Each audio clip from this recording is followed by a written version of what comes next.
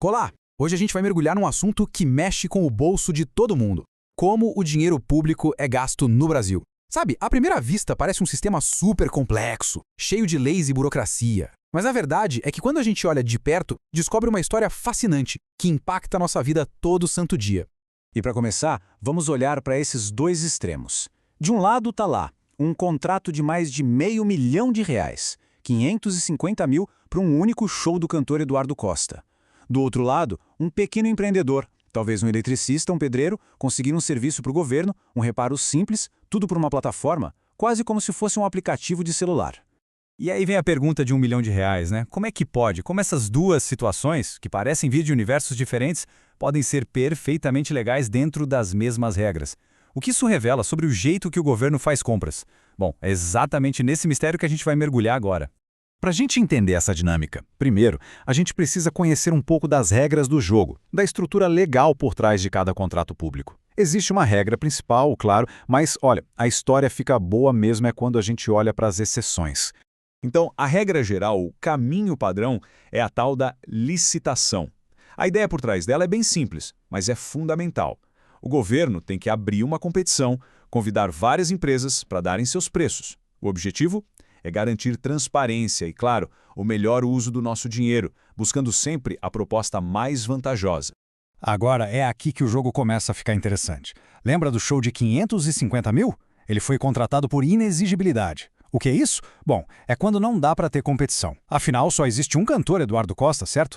Já aqueles pequenos reparos feitos pelo aplicativo, eles usam a dispensa de licitação. Isso permite pular toda a burocracia para contratos de valor mais baixo, o que torna tudo mais rápido e, principalmente, abre as portas para a galera pequena, para os pequenos fornecedores. E é justamente essa agilidade da dispensa que nos leva a um dos efeitos mais legais desse sistema todo. A criação de oportunidades de verdade para pequenas empresas e principalmente para os microempreendedores individuais, os famosos MEIs. E não é pouca coisa não. O resultado prático é impressionante. Dá uma olhada nesse número. Em só um ano funcionando, desde que foi lançada lá em fevereiro de 2024, a plataforma Contrata Mais Brasil já movimentou mais de R$13 milhões. Isso é dinheiro que vai direto para o bolso de milhares de microempreendedores pelo país. E o mais incrível é como o processo é simples. Funciona assim. Um órgão público, uma prefeitura, por exemplo, posta uma necessidade. Imediatamente, os MEIs daquela região recebem um aviso, tipo uma mensagem no celular. Eles mandam as propostas, o órgão escolhe a melhor e pronto. O serviço é feito e o pagamento sai em poucos dias.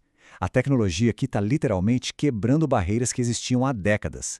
E esse movimento todo não acontece por acaso. Tem gente trabalhando para isso. Organizações como o Sebrae, por exemplo, com o projeto Transforma a Cidade TO.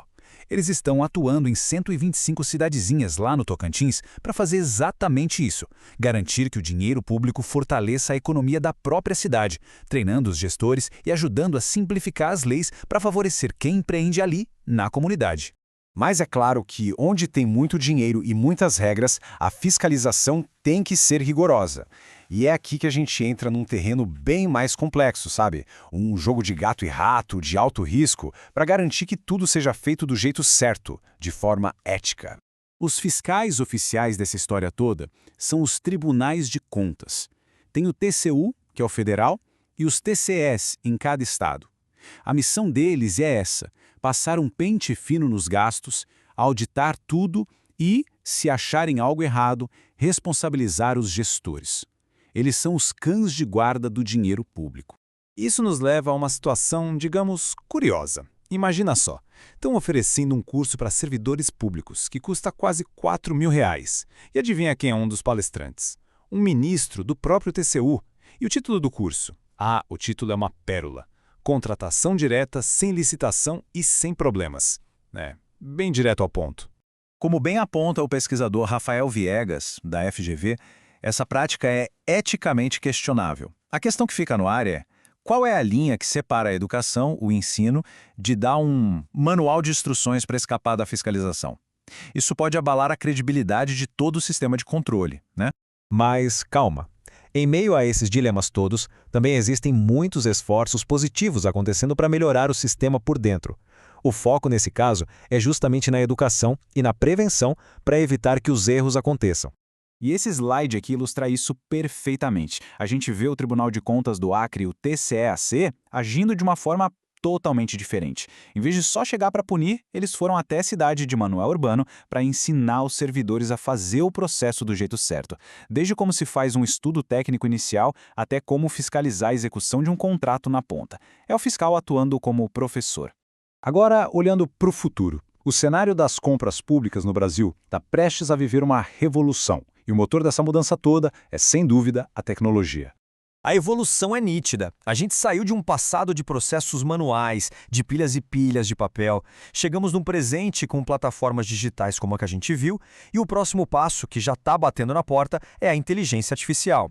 Para ter uma ideia, um seminário que aconteceu em Palmas já estava discutindo como usar IA para otimizar a pesquisa de preço e até para gerenciar os riscos dos contratos públicos. E é aqui que a gente termina com a grande reflexão.